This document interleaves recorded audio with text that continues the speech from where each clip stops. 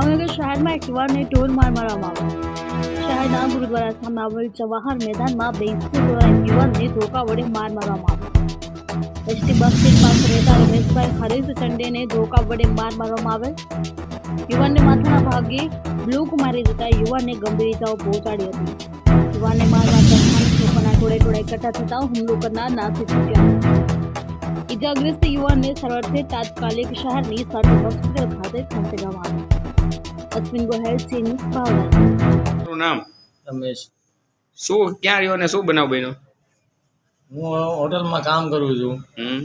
હમણાં રજા હતી ને હું ગધડિયા બેઠો હતો। એ ગેલેક્સી આ બાજુ છે કે નહીં એ બાજુ હું બેઠો હતો।